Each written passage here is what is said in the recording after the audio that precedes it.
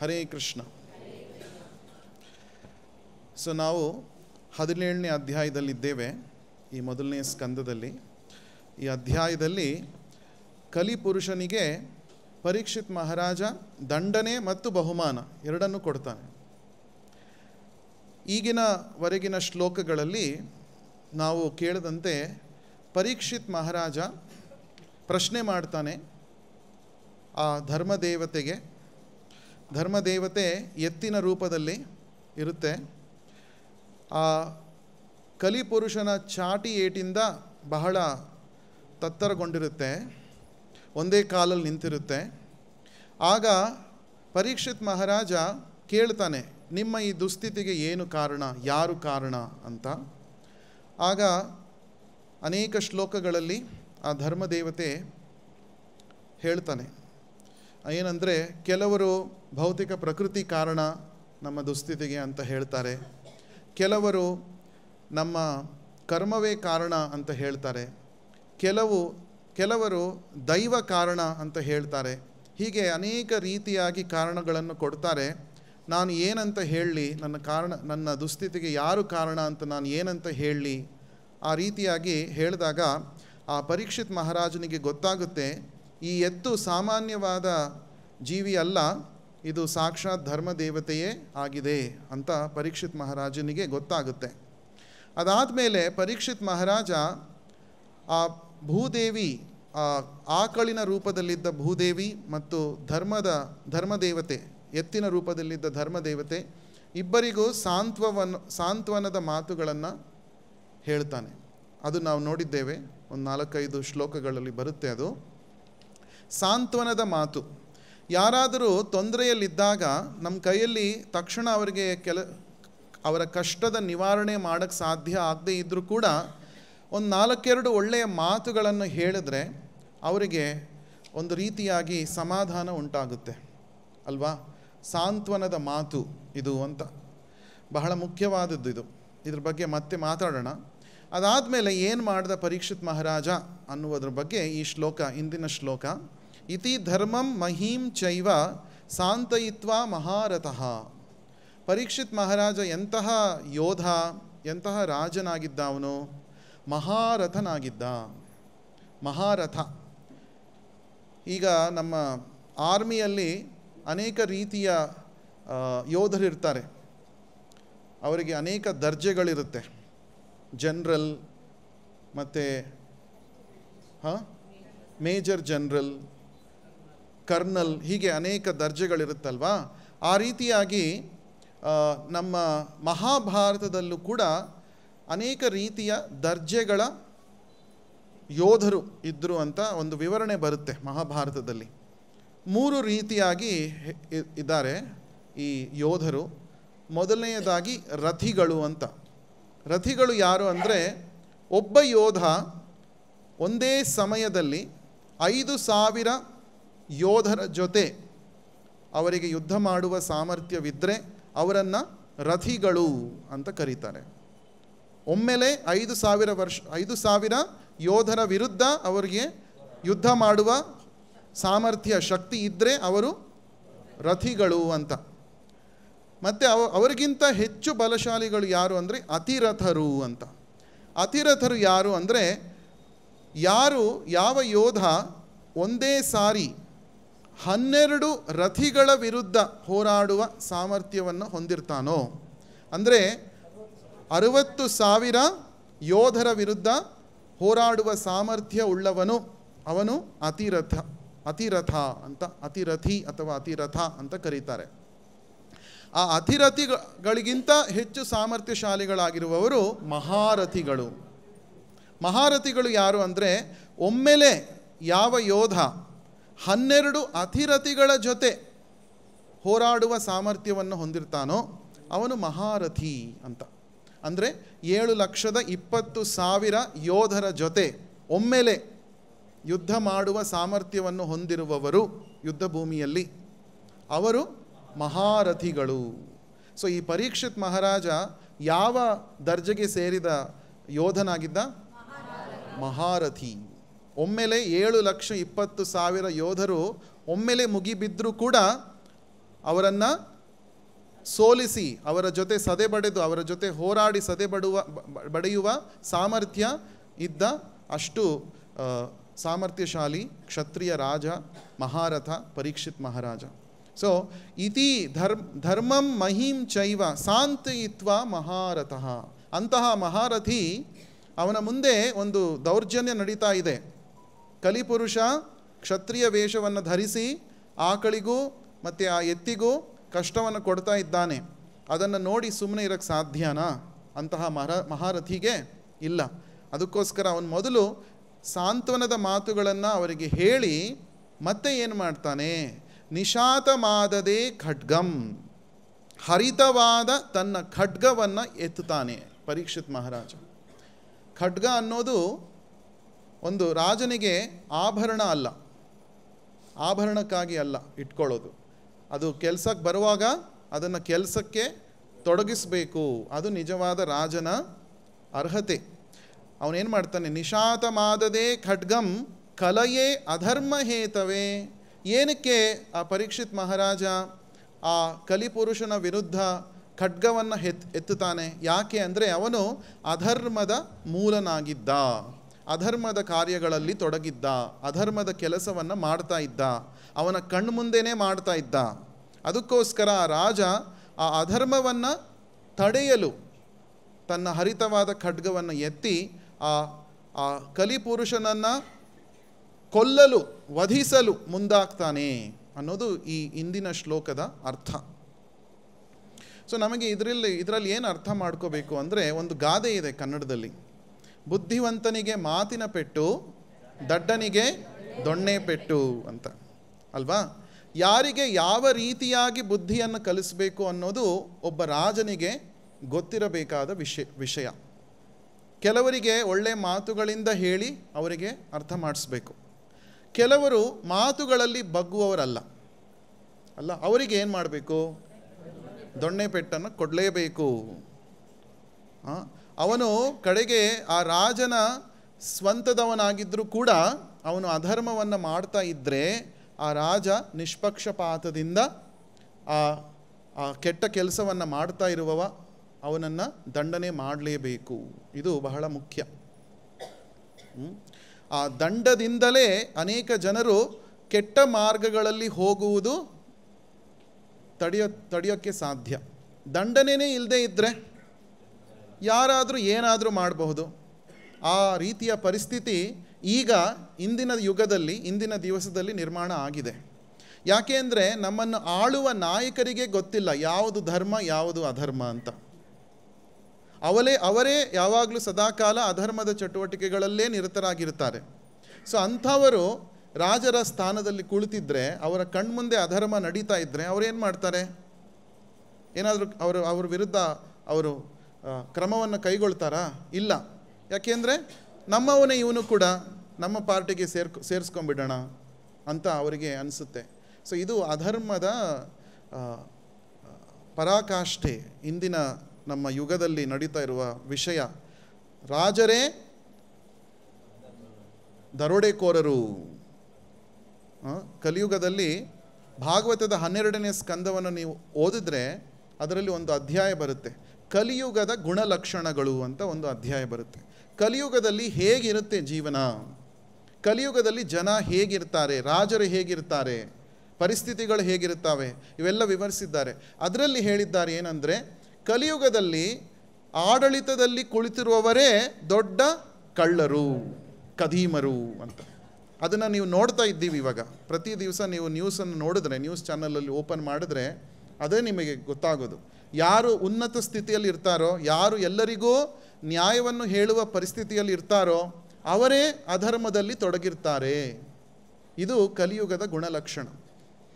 ಆದರೆ ಪರೀಕ್ಷಿತ್ ಮಹಾರಾಜನ ಕಾಲದಲ್ಲಿ, ಅಂದರೆ 5000 ವರ್ಷಗಳ ಹಿಂದೆ, ಪರೀಕ್ಷಿತ್ ಮಹಾರಾಜ ಭಗವಂತನ ಭಕ್ತನಾಗಿ ಇದ್ದುದರಿಂದ ಅವನಿಗೆ ಯಾವುದು ಅಧರ್ಮ ಯಾವುದು ಧರ್ಮ ಇದರ ವಿವೇಚನೆ ಇತ್ತು ಅವನಿಗೆ. ಅದಕ್ಕೋಸ್ಕರ ಅವನ ಕಣ್ಣ ಮುಂದೆ ಅಧರ್ಮ ನಡೀತಾ ಇರುವಾಗ ಅವನು ಅದನ್ನು ಸಹಿಸಲಿಲ್ಲ. ಅದಕ್ಕೆ ಸೂಕ್ತವಾದ ಕ್ರಮವನ್ನು ಕೈಗೊಳ್ಳೋಕ್ಕೆ ಮುಂದಾಗ್ತಾನೆ. ಸೊ ಇದು ಬಹಳ ಮುಖ್ಯ. ಸೊ ಬುದ್ಧಿವಂತರಿಗೆ ಮಾತಿನ ಪೆಟ್ಟು, ಮಾತಿನಲ್ಲಿ ತಿಳಿ ಹೇಳಬೇಕು. ಆದರೆ ಮಾತಿನಲ್ಲಿ ತಿಳಿದುಕೊಳ್ಳದ ಜನರು ಅವರು ದಡ್ಡರು. ಆ ದಡ್ಡರಿಗೆ ಸ್ವಲ್ಪ ಅವರಿಗೆ ದಂಡನೆಯನ್ನು ಕೊಡಲೇಬೇಕು. ಇದು ಎರಡೂ ರೀತಿಯ ವ್ಯವಹಾರಗಳು ರಾಜನ ಹತ್ರ ಇರಬೇಕು. ಮತ್ತು ಇನ್ನೊಂದು ಮಾತು ಬರುತ್ತೆ ಚೈತನ್ಯ ಚರಿತಾಮೃತದಲ್ಲಿ, ಧರ್ಮ ಸ್ಥಾಪನ ಹೇತು ಸಾಧೂರ ವ್ಯವಹಾರ. ಸಾಧುಗಳ ವ್ಯವಹಾರ ಹೇಗಿರಬೇಕು, ಸಾಧುಗಳು ಯಾವ ರೀತಿಯಾಗಿ ವರ್ತನೆಯನ್ನು ಮಾಡಬೇಕು, ಅವರ ವ್ಯವಹಾರ ಹೇಗಿರಬೇಕು ಅಂದರೆ ಧರ್ಮಸ್ಥಾಪನ ಹೇತು ಸಾಧೂರ ವ್ಯವಹಾರ. ಅವರ ವ್ಯವಹಾರ ಧರ್ಮದ ಸ್ಥಾಪನೆಗಾಗಿ ಇರಬೇಕು. ಅಂಥವರು ಸಾಧುಗಳು ಅಂತ ಕರೆಸ್ಕೊಳ್ತಾರೆ. ಭಗವಂತನ ಭಕ್ತರು ಯಾರು ಅಂದರೆ ಯಾರು ಸದಾಕಾಲ ಧರ್ಮವನ್ನು ಸ್ಥಾಪಿಸುವುದಕ್ಕೋಸ್ಕರ ಕೆಲಸದಲ್ಲಿ ತೊಡಗಿರ್ತಾರೋ ಅಂಥವರು ಸಾಧುಗಳು. ಅಂದರೆ ಸಾಧುಗಳು ಅಂದರೆ ಕೇವಲ ತಮ್ಮ ಆತ್ಮೋದ್ಧಾರಕ್ಕಾಗಿ ಯಾವಾಗಲೂ ಕೆಲಸ ಮಾಡ್ತಾ ಇರೋರು ಮಾತ್ರ ಅಲ್ಲ. ನಾನು ವೈಕುಂಠಕ್ಕೆ ಹೋದರೆ ಸಾಕು, ನಾನು ನನ್ನ ಜೀವನವನ್ನು ಪರಿಪೂರ್ಣಗೊಳಿಸಿದರೆ ಸಾಕು, ನಾನು ಕೃಷ್ಣನ ಭಕ್ತಿಯನ್ನು ಪಡೆದರೆ ಸಾಕು ಅನ್ನೋರು ನಿಜವಾದ ಸಾಧುಗಳಲ್ವಂತೆ. ಧರ್ಮಸ್ಥಾಪನ ಹೇತು ಸಾಧೂರ ವ್ಯವಹಾರ. ಯಾರು ತಮ್ಮ ಜೀವನವನ್ನು ಇತರರಿಗೆ ಕೃಷ್ಣ ಪ್ರಜ್ಞೆಯ ಬಗ್ಗೆ ಬೋಧನೆಯನ್ನು ಮಾಡೋದಕ್ಕೋಸ್ಕರ ಮುಡಿಪಾಗಿರ್ತಾರೋ ಅವರು ನಿಜವಾದ ಸಾಧುಗಳು ಮತ್ತು ಅವರು ಕೃಷ್ಣನಿಗೆ ಬಹಳ ಪ್ರೀತಿ ಪಾತ್ರರು. ಇದು ಬಹಳ ಮುಖ್ಯ. ಧರ್ಮಸ್ಥಾಪನ ಹೇತು ಸಾಧೂರ ವ್ಯವಹಾರ. ಈಗ ನಾವು ನೋಡ್ತಾ ಇದ್ದೇವೆ, ಸಾಧುಗಳು ಕೂಡ ಸಾಧುಗಳ ವೇಷದಲ್ಲಿ ಇರ್ತಾರೆ ಹೊರತು ಅವರ ವ್ಯವಹಾರ ಮಾತ್ರ ಅಧರ್ಮವನ್ನೇ ಎತ್ತಿ ಹಿಡಿಯುವ ಹಾಗೆ ಇರುತ್ತೆ. ಇದು ಕಲಿಯುಗದ ಪರಿಸ್ಥಿತಿ. ನಿಜವಾದ ಸಾಧುಗಳು ಯಾರೂ ಕೂಡ ತಮ್ಮ ಐಷಾರಾಮಿ ಜೀವನಕ್ಕಾಗಿ ಅವರು ಹಾತೊರೆಯೋದಿಲ್ಲ. ಅಂಥವರನ್ನು ಸಾಧುಗಳು ಅಂತ ಕರೆಯೋಕ್ಕೆ ಸಾಧ್ಯ ಇಲ್ಲ. ಭಗವಂತ ಹೇಳ್ತಾನೆ ಭಗವದ್ಗೀತೆಯಲ್ಲಿ, ಯಾರು ನನ್ನ ಈ ಭಗವದ್ಗೀತೆಯ ಮೆಸೇಜನ್ನು ಸಂದೇಶವನ್ನು ಎಲ್ಲರಿಗೂ ತಿಳಿ ಹೇಳುವ ಒಂದು ಕಾರ್ಯದಲ್ಲಿ ತೊಡಗಿರ್ತಾರೋ, ಪ್ರಚಾರ ಕಾರ್ಯದಲ್ಲಿ ತೊಡಗಿರ್ತಾರೋ ಅಂಥವರು ನನಗೆ ಬಹಳ ಬಹಳ ಪ್ರೀತಿಪಾತ್ರರು. ಒಮ್ಮೆ ಶ್ರೀಲ ಪ್ರಭುಪಾದರು ಲಂಡನ್ನಲ್ಲಿ ಇರ್ತಾರೆ, ಲಂಡನ್ಗೆ ಹೋಗಿರ್ತಾರೆ. ಆ ಲಂಡನ್ನಲ್ಲಿ ಪ್ರಭುಪಾದರು ಫ್ಲೈಟಿಂದ ಇಳಿದು ಬರುವ ತಕ್ಷಣ ಒಬ್ಬ ಪತ್ರಕರ್ತರು ಬರ್ತಾರೆ, ನ್ಯೂಸ್ ರಿಪೋರ್ಟರ್ ಬರ್ತಾರೆ. ನೀವು ಏನಕ್ಕೆ ನಮ್ಮ ದೇಶಕ್ಕೆ ಬಂದಿದ್ದೀರಾ ಅಂತ ಕೇಳ್ತಾರೆ. ಒಂದು ಮೈಕ್ ಇಟ್ಟು, ಏನಕ್ಕೆ ಬಂದಿದ್ದೀರಾ ನಮ್ಮ ದೇಶಕ್ಕೆ ನೀವು ಅಂತ. ಅದಕ್ಕೆ ಪ್ರಭುಪಾದರು ಹೇಳ್ತಾರೆ, ನಿಮ್ಮ ದೇಶದವರು ಬ್ರಿಟಿಷರು ನಮ್ಮ ದೇಶಕ್ಕೆ ಬಂದರು, ನಮ್ಮ ದೇಶಕ್ಕೆ ಬಂದು 200 ವರ್ಷಗಳ ಕಾಲ ರಾಜ್ಯಭಾರವನ್ನು ಮಾಡಿದ್ರು. ಅನೇಕ ಸಿರಿ ಸಂಪತ್ತುಗಳನ್ನು ನಮ್ಮ ದೇಶದಿಂದ ಲೂಟಿ ಮಾಡಿಕೊಂಡು ಹೋದರು.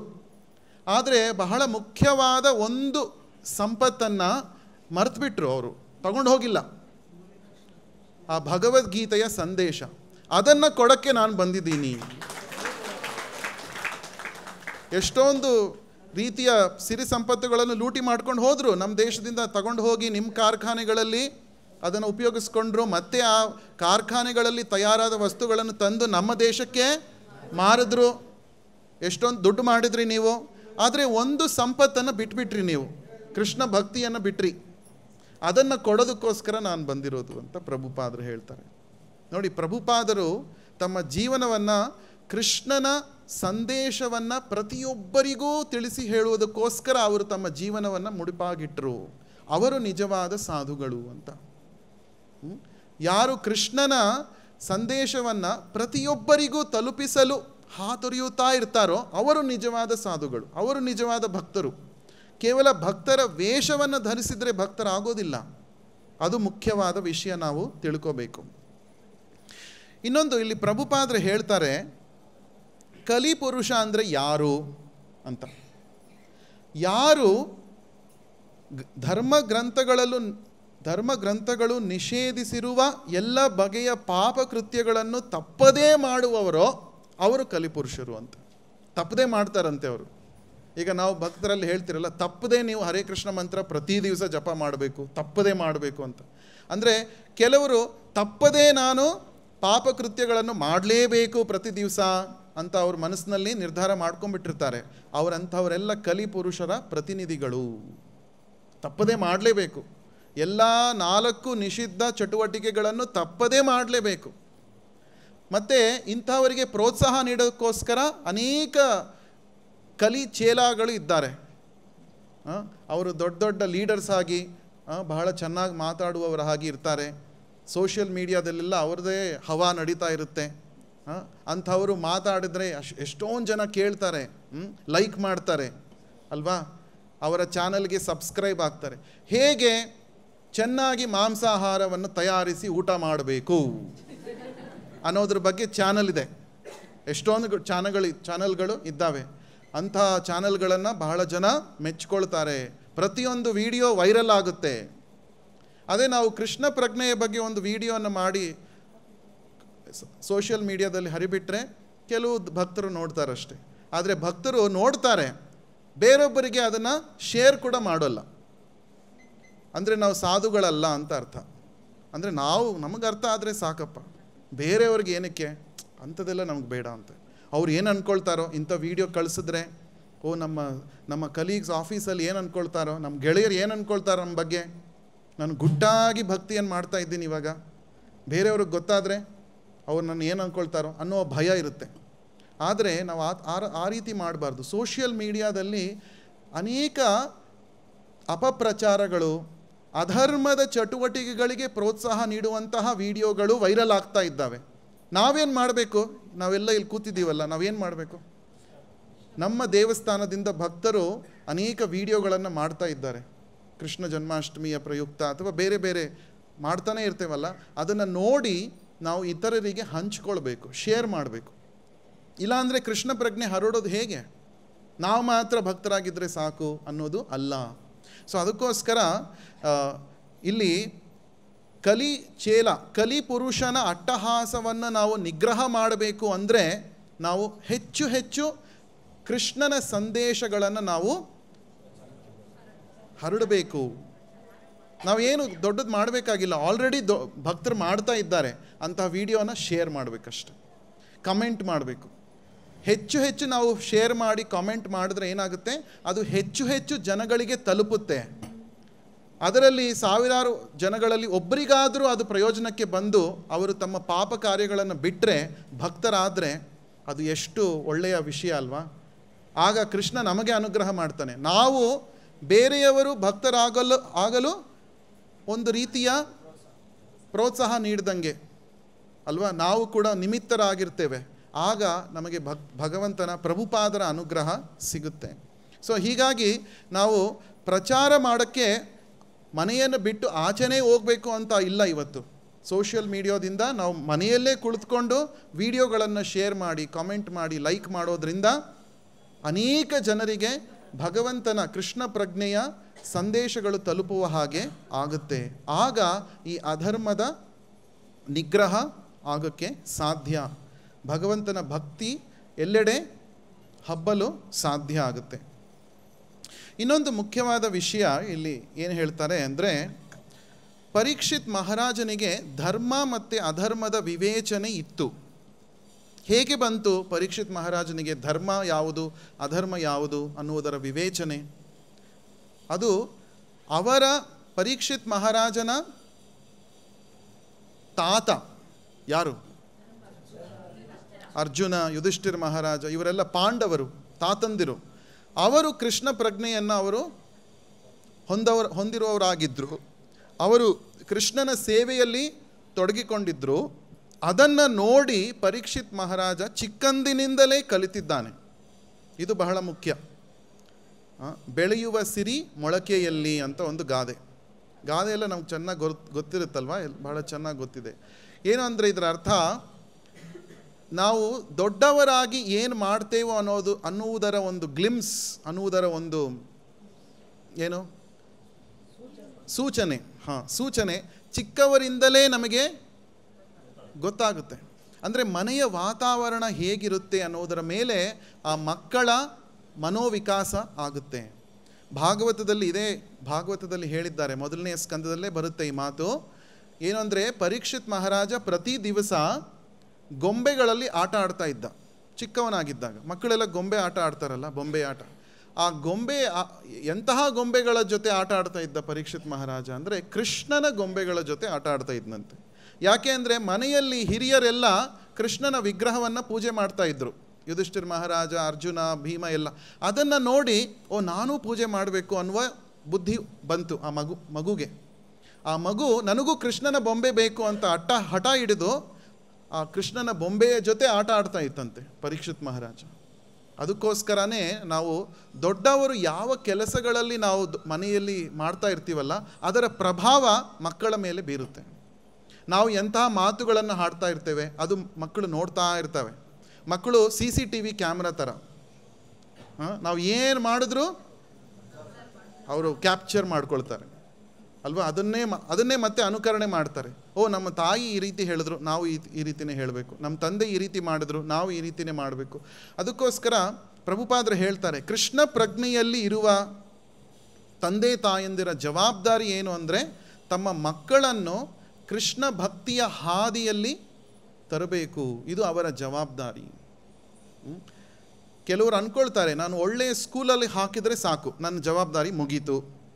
ಒಳ್ಳೆಯ ಊಟ ಬಟ್ಟೆ ಕೊಟ್ಟರೆ ಸಾಕು, ನನ್ನ ಜವಾಬ್ದಾರಿ ಮುಗೀತು. ಅಲ್ಲ, ನಿಜವಾದ ಪೋಷಕರ ಜವಾಬ್ದಾರಿ ಏನು ಅಂದರೆ ತಮ್ಮ ಮಕ್ಕಳನ್ನು ಆಧ್ಯಾತ್ಮಿಕ ಪಥದಲ್ಲಿ ಬರಲು ಪ್ರೋತ್ಸಾಹ ಮಾಡುವುದು ನಿಜವಾದ ಪೋಷಕರ ಜವಾಬ್ದಾರಿ. ಇದು 5ನೇ ಸ್ಕಂದದಲ್ಲಿ ಭಾಗವತದಲ್ಲಿ ಬರುತ್ತೆ.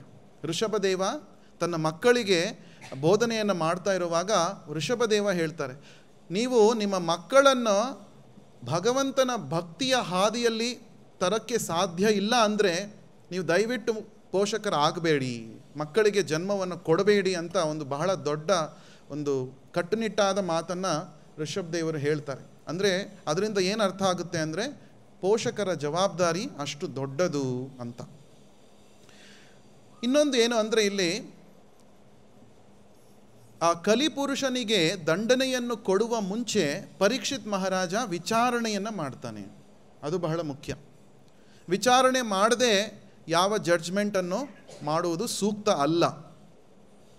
ಅದೇ ರೀತಿ ನಮ್ಮ ಜೀವನದಲ್ಲೂ ಕೂಡ ನಾವು ಬಹಳ ಬೇಗನೆ ಕೆಲವರ ಬಗ್ಗೆ ನಾವು ಒಂದು ರೀತಿಯ ಜಡ್ಜ್ಮೆಂಟನ್ನು ಪಾಸ್ ಮಾಡಿಬಿಡ್ತೇವೆ. ಅದು ಸರಿಯಾದದ್ದಲ್ಲ. ನಾವು ನಿಜವಾದ ವಸ್ತುಸ್ಥಿತಿ ಏನು ಅನ್ನೋದ್ರ ಬಗ್ಗೆ ಸ್ವಲ್ಪ ಕೂಲಂಕುಷವಾಗಿ ಪರಿಶೀಲನೆ ಮಾಡಿ ವಿಚಾರಣೆ ಮಾಡಿ ಅನಂತರ ಒಂದು ನಿರ್ಧಾರಕ್ಕೆ ಬರಬೇಕು. ಮತ್ತು ಇನ್ನೊಂದು ಏನು ಅಂದರೆ ಪ್ರಭುಪಾದರು ಹೇಳ್ತಾರೆ, hate the sin not the Sinner. ಅಂದರೆ ಏನು?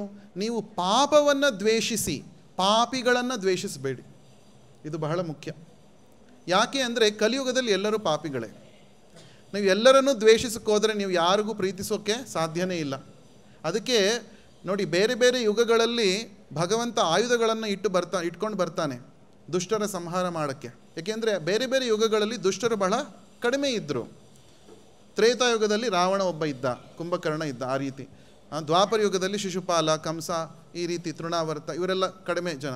ಆದರೆ ಕಲಿಯುಗದಲ್ಲಿ ಪ್ರತಿಯೊಬ್ಬರ ಮನಸ್ಸಿನಲ್ಲೂ ಕೂಡ ದುಷ್ಟತನ ತುಂಬಿದೆ. ಅದು ಕಲಿಯ ಪ್ರಭಾವ. ಹೀಗಾಗಿ ಕಲಿಯುಗದಲ್ಲಿ ಭಗವಂತ ಯಾವುದೇ ಆಯುಧಗಳನ್ನು ಇಟ್ಕೊಂಡು ಬಂದಿಲ್ಲ. ಯಾಕೆಂದರೆ ಆಯುಧಗಳನ್ನು ಇಟ್ಕೊಂಡು ಸಂಹಾರ ಮಾಡೋಕ್ಕೆ ಶುರು ಮಾಡಿದ್ರೆ ಎಲ್ಲರನ್ನೂ ಮುಗಿಸ್ಬೇಕು ಅಷ್ಟೇ. ಅದಕ್ಕೆ ಈ ಕಲಿಯುಗದಲ್ಲಿ ಮಹಾಪ್ರಭುಗಳು ಬಂದರು, ಚೈತನ್ಯ ಮಹಾಪ್ರಭುಗಳು ಭಕ್ತರಾಗಿ ಬಂದರು. ಅವರ ಆಯುಧ ಏನು ಅಂದರೆ ಹರೇ ಕೃಷ್ಣ ಮಹಾಮಂತ್ರ. ಈ ಹರೇ ಕೃಷ್ಣ ಮಹಾಮಂತ್ರದ ಆಯುಧದ ಮೂಲಕ ಚೈತನ್ಯ ಮಹಾಪ್ರಭುಗಳು, ಕೃಷ್ಣನೇ ಚೈತನ್ಯ ಮಹಾಪ್ರಭುಗಳಾಗಿ ಬಂದು ಎಲ್ಲರಲ್ಲಿರುವ ದುಷ್ಟತನವನ್ನು ನಾಶ ಮಾಡ್ತಾನೆ. ದುಷ್ಟರನ್ನು ನಾಶ ಮಾಡಲ್ಲ, ದುಷ್ಟತನವನ್ನು ನಾಶ ಮಾಡುವುದಕ್ಕೆ ಇರುವ ಆಯುಧ ಇದು ಹರೇ ಕೃಷ್ಣ ಕೃಷ್ಣ ಕೃಷ್ಣ ಹರೇ ಹರೇ, ಹರೇ ರಾಮ ರಾಮ ರಾಮ ಹರೇ ಹರೇ.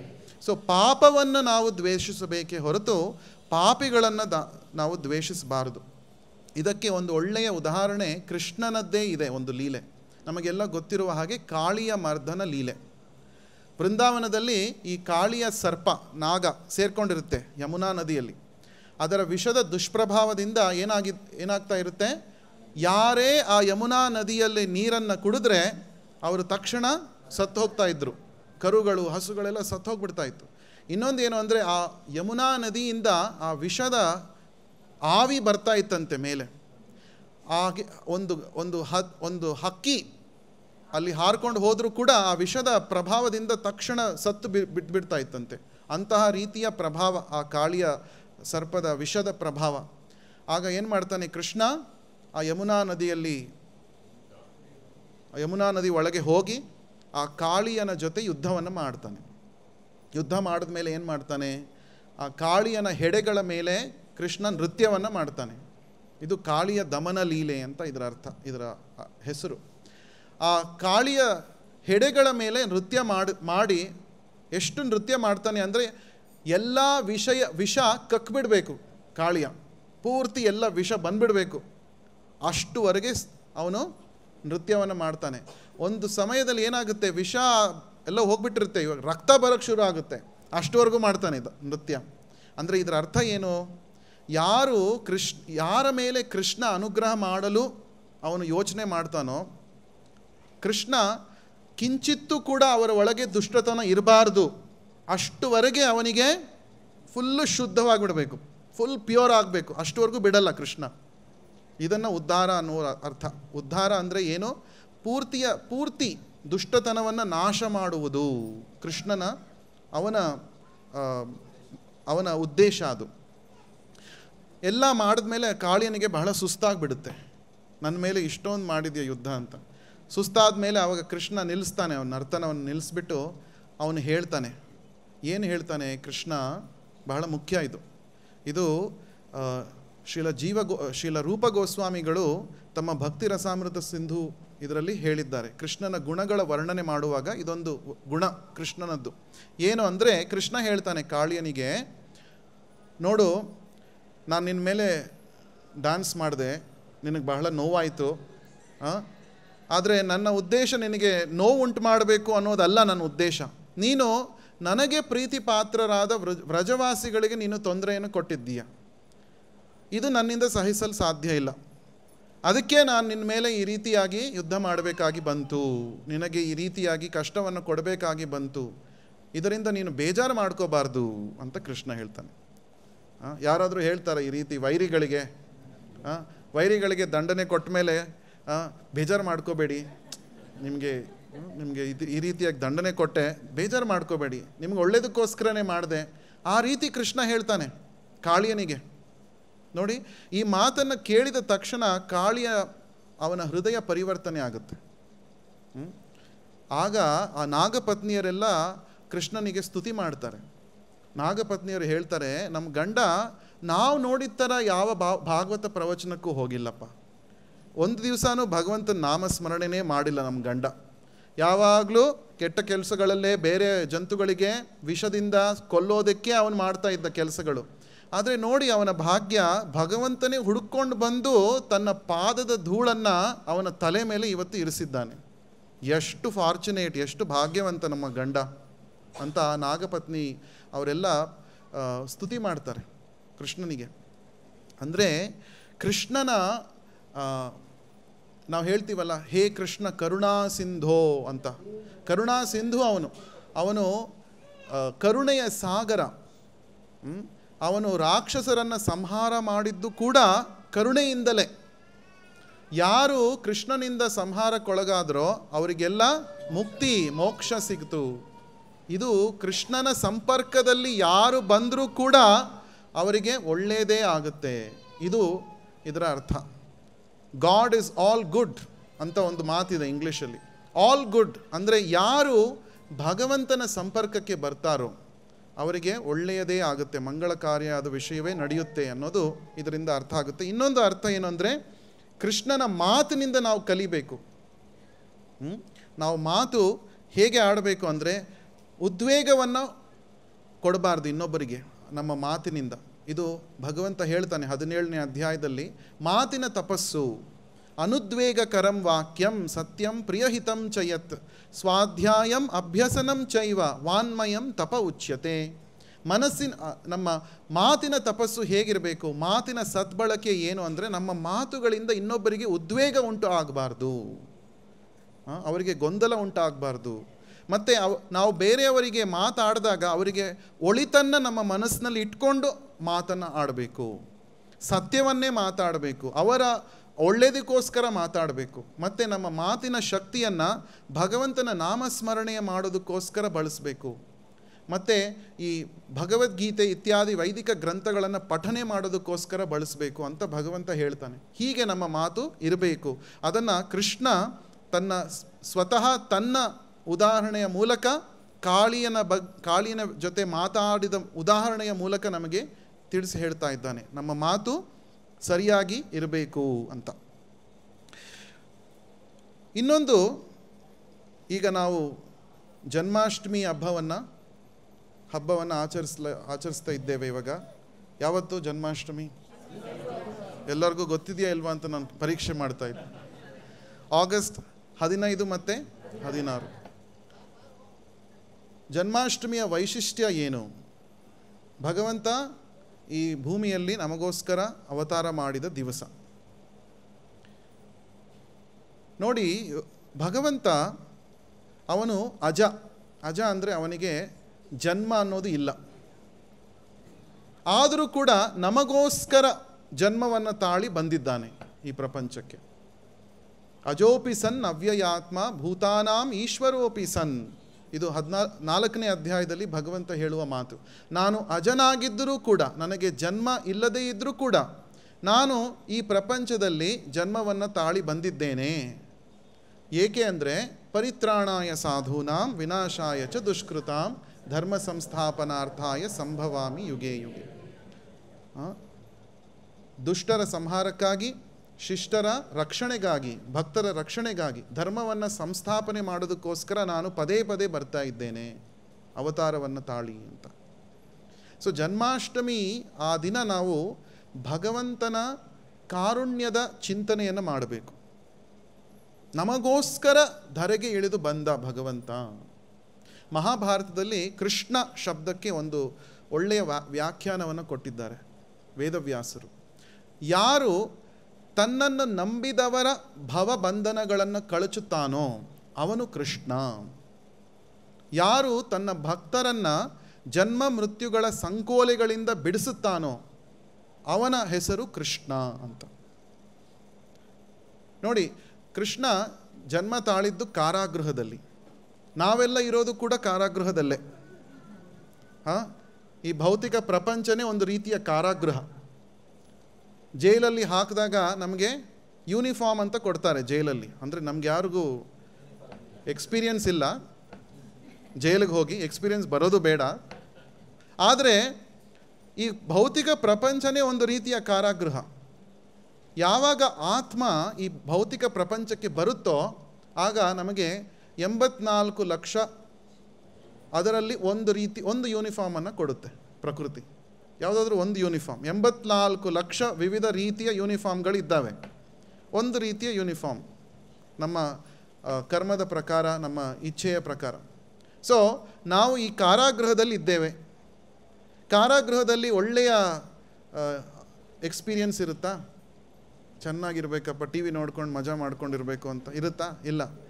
ಕಾರಾಗೃಹದಲ್ಲಿ ಅನೇಕ ರೀತಿಯ ಕಷ್ಟಗಳು ಇರ್ತವೆ, ದಂಡನೆಗಳನ್ನು ವಿಧಿಸ್ತಾರೆ. ಕೆಲವು ಮೂವೀಸಲ್ಲಿ ನೀವು ನೋಡಿರ್ಬೋದು, ಸಿನಿಮಾಗಳಲ್ಲಿ ಕಾರಾಗೃಹದಲ್ಲಿ ಅವರಿಗೆ ಕಲ್ಲನ್ನು ಒಡೆಯುವ ಕೆಲಸನೋ ಅಥವಾ ಬೇರೆ ಏನೋ ಒಂದು ಕೆಲಸವನ್ನು ಕೊಟ್ಟಿರ್ತಾರೆ ಅಲ್ವಾ?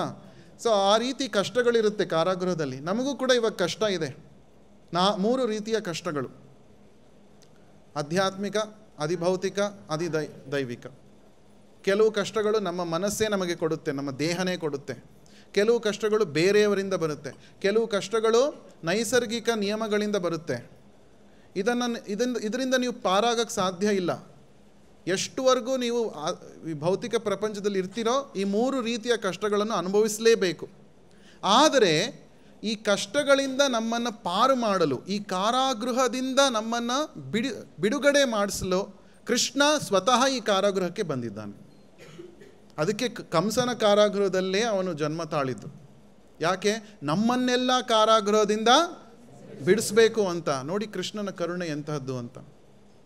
ಮತ್ತು ಕೃಷ್ಣ ಜನ್ಮ ತಾಳಿ 15 ವರ್ಷಗಳ ಕಾಲ ಗೋಕುಲ ವೃಂದಾವನದಲ್ಲಿ ಲೀಲೆಗಳನ್ನು ಮಾಡ್ತಾನೆ.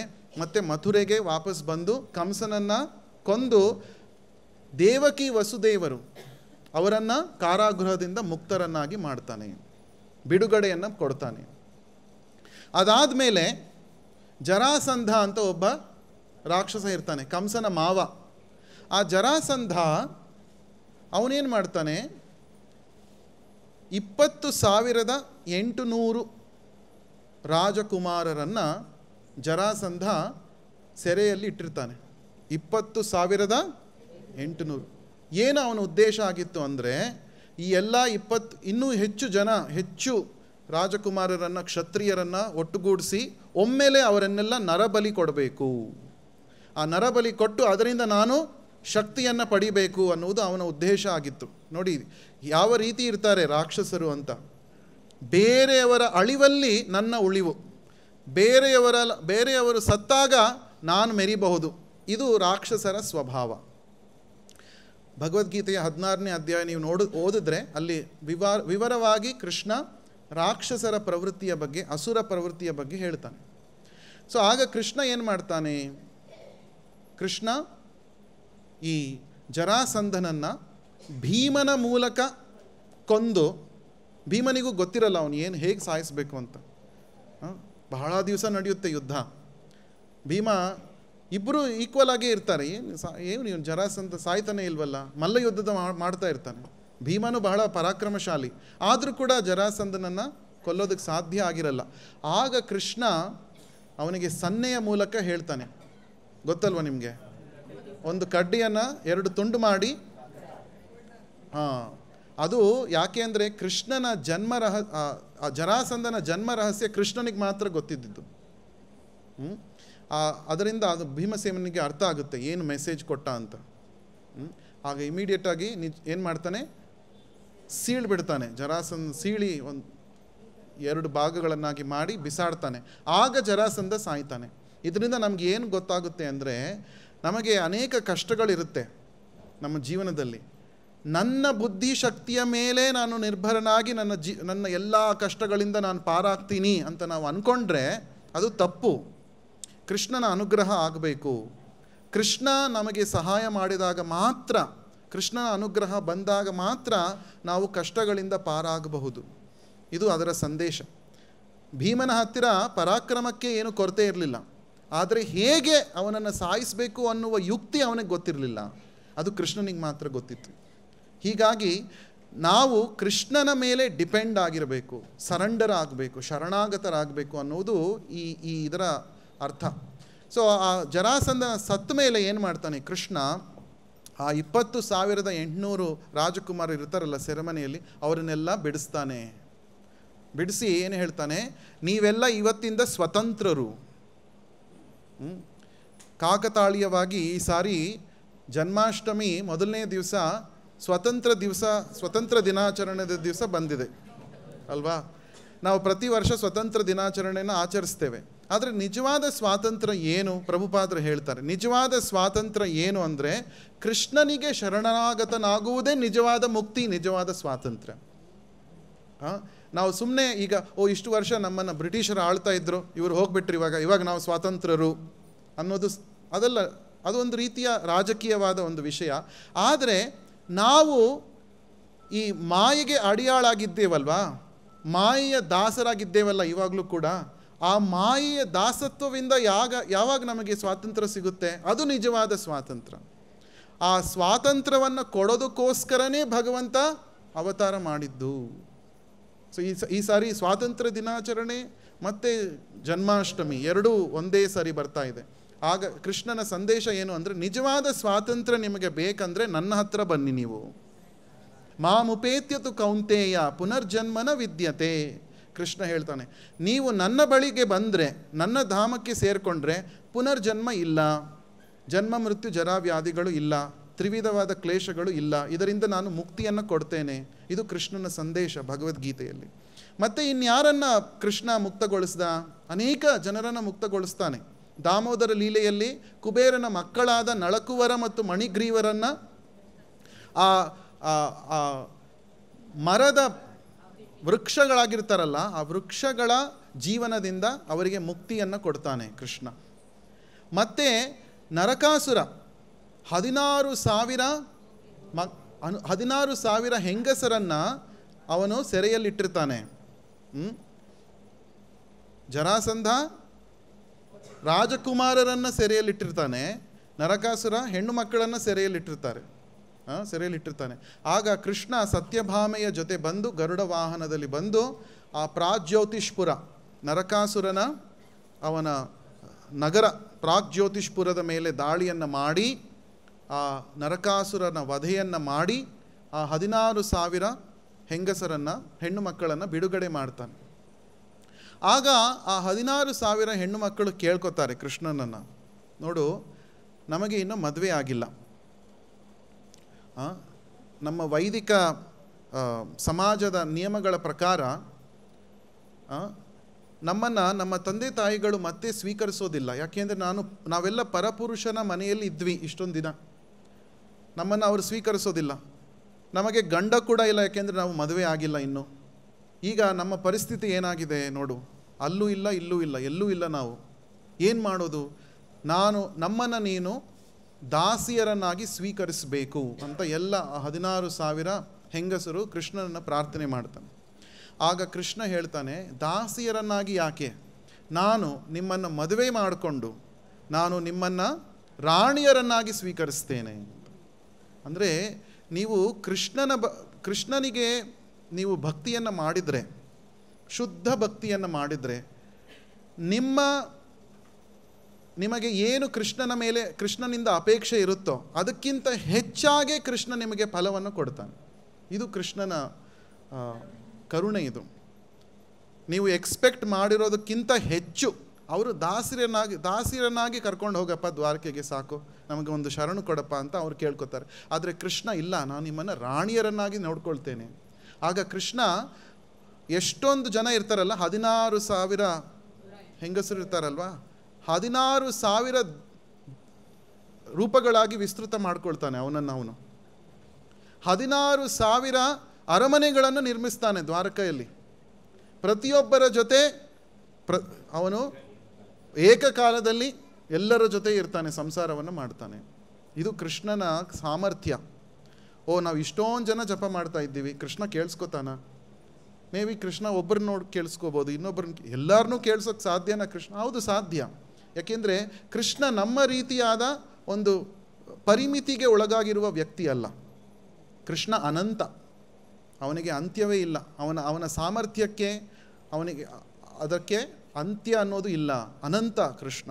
ಹೀಗಾಗಿ ನಾವು ನೋಡಿದ್ವಲ್ಲ, ಯಾವ್ಯಾವುದು ವಸುದೇವ ದೇವಕಿಯರನ್ನು ಸೆರೆಯಿಂದ ಅವನು ಬಿಡುಗಡೆಗೊಳಿಸ್ದ, ಜರಾಸಂಧನ ಮೂಲಕ ಕಾರಾಗೃಹದಲ್ಲಿ ಬಂಧಿತರಾದ ಆ ರಾಜಕುಮಾರರನ್ನು ಬಿಡುಗಡೆ ಮಾಡ್ದ, ಕುಬೇರನ ಮಕ್ಕಳನ್ನು ವೃಕ್ಷ ಜನ್ಮದಿಂದ ಬಿಡುಗಡೆ ಮಾಡ್ದ, ಮುಕ್ತಿಯನ್ನು ಕೊಟ್ಟ. ಮತ್ತು ಎಲ್ಲ ರಾಕ್ಷಸರು, ಪೂತನ, ಅಘಾಸುರ, ಬಕಾಸುರ, ತೃಣಾವರ್ತ, ಇವರನ್ನೆಲ್ಲ ಕೃಷ್ಣ ಕೊಂದು ಅವರನ್ನು ಮುಕ್ತರನ್ನಾಗಿ ಮಾಡ್ದ. ಮತ್ತು ಈ 16,000 ಹೆಂಗಸರನ್ನು ಬಿಡುಗಡೆ ಮಾಡಿ ತನ್ನ ಮಡದಿಯರನ್ನಾಗಿ ಸ್ವೀಕರಿಸಿದ. ಅಂದರೆ ಎಲ್ಲ ನೋಡಿ, ಬಿಡುಗಡೆ ಅನ್ನೋದು ಸ್ವಾತಂತ್ರ್ಯವನ್ನು ಕೊಡಬೇಕು ಪ್ರತಿ ಜೀವಿಗೆ. ಜೀವ ಈಗ ಮಾಯೆಯ ದಾಸತ್ವದಲ್ಲಿ ತೊಳಲಾಡ್ತಾ ಇದೆ. ಆ ಜೀವಿಯನ್ನು ಮಾಯೆಯಿಂದ ನಾನು ಬಿಡುಗಡೆ ಮಾಡಬೇಕು ಅನ್ನೋ ಉದ್ದೇಶದಿಂದ ಕೃಷ್ಣ ಈ ಪ್ರಪಂಚಕ್ಕೆ ನಮಗೋಸ್ಕರ ಬಂದ. ಮತ್ತು ಭಗವದ್ಗೀತೆಯ ಉಪದೇಶವನ್ನು ಕೊಟ್ಟ. ಕೆಲವರು ಅಂದ್ಕೊಳ್ತಾರೆ, ಓಕೆ, ಆಗ ದ್ವಾಪರಯುಗದಲ್ಲಿ ಇದ್ದವರಿಗೆಲ್ಲ ಬಿಡುಗಡೆ ಕೊಟ್ಟಪ್ಪ, ನಾವೆಲ್ಲ ಏನು ಪಾಪ ಮಾಡಿದ್ವಿ, ನಾವು ಕಲಿಯುಗದಲ್ಲಿ ಬಿಟ್ಟಿದ್ದೀವಿ, ಕೃಷ್ಣ ಎಲ್ಲಿ ಬಂದ? ಇಲ್ಲ, ಕೃಷ್ಣ ಹೇಳ್ತಾನೆ, ನಾನು ಕೊಟ್ಟಿರುವ ಈ ಭಗವದ್ಗೀತೆಯನ್ನು ಅರ್ಥ ಮಾಡಿಕೊಂಡು ನೀವು ನಿಮ್ಮ ಜೀವನದಲ್ಲಿ ಅಳವಡಿಸ್ಕೊಂಡ್ರೆ ನಿಮಗೂ ಕೂಡ ಬಿಡುಗಡೆಯನ್ನು ಕೊಡ್ತೇನೆ. ಇದು ಕೃಷ್ಣನ. ಸೊ ನಮಗೆ ಬಿಡುಗಡೆ ಬೇಕು ಅಂದರೆ, ಸ್ವಾತಂತ್ರ್ಯ ಬೇಕು ಅಂದರೆ, ನಾವು ಪ್ರಭುಪಾದರು ಹೇಳಿರುವ ರೀತಿ ಭಗವದ್ಗೀತೆಯನ್ನು ಅರ್ಥ ಮಾಡಿಕೊಂಡು ಹರೇ ಕೃಷ್ಣ ಮಹಾಮಂತ್ರದ ಜಪವನ್ನು ಮಾಡಿ, ಮತ್ತು ಆ 4 ನಿಷಿದ್ಧ ಆಚಾರಗಳಿಂದ ದೂರ ಇದ್ದು ನಾವು ಭಗವಂತನ ಭಕ್ತಿ ಸೇವೆಯಲ್ಲಿ ತೊಡಗಿಕೊಂಡ್ರೆ, ಆ ಜನ್ಮಾಷ್ಟಮಿಯ ದಿವಸ ನೀವು ದೇವಸ್ಥಾನಕ್ಕೆ ಬಂದು ಭಗವಂತನ ದರ್ಶನ ಮಾಡಿ ಅವನ ಸೇವೆಯಲ್ಲಿ ತೊಡಗಿಕೊಂಡ್ರೆ ಭಗವಂತನ ಪೂರ್ಣ ಅನುಗ್ರಹ ನಮಗೆಲ್ಲ ಸಿಗುತ್ತೆ. ಸೊ ಇದು ಜನ್ಮಾಷ್ಟಮಿಯ ಸಂದೇಶ ನಮಗೆಲ್ಲ. ಪರೀಕ್ಷಿತ್ ಮಹಾರಾಜ ಈ ಕೃಷ್ಣನ ವಿರುದ್ಧ ಅಥವಾ ಅಧರ್ಮದ ರೀತಿಯಲ್ಲಿ ನಡೆದುಕೊಳ್ತಿದ್ದ ಆ ಕಲಿಪುರುಷನನ್ನು ಹೇಗೆ ದಂಡನೆಗೆ ವಿಧಿಸ್ತಾನೆ, ಹೇಗೆ ಶಿಕ್ಷೆಯನ್ನು ಕೊಡ್ತಾನೆ ಅನ್ನೋದು ಮುಂದಿನ ಶ್ಲೋಕಗಳಲ್ಲಿ ಬರುತ್ತೆ. ಅದರ ಬಗ್ಗೆ ನಾವು ಮಾತಾಡೋಣ ಮುಂದಿನ ಭಾಗವತ ಕ್ಲಾಸ್ನಲ್ಲಿ. ಇಲ್ಲಿಗೆ ಮುಗಿಸೋಣ. ಗ್ರಂಥರಾಜ್ ಶ್ರೀಮದ್ ಭಾಗವತಂ ಕೀ ಜಯ, ವಿಶ್ವಗುರು ಶ್ರೀಲ ಪ್ರಭುಪಾದ ಕೀ ಜಯ. ಹರೇ ಕೃಷ್ಣ.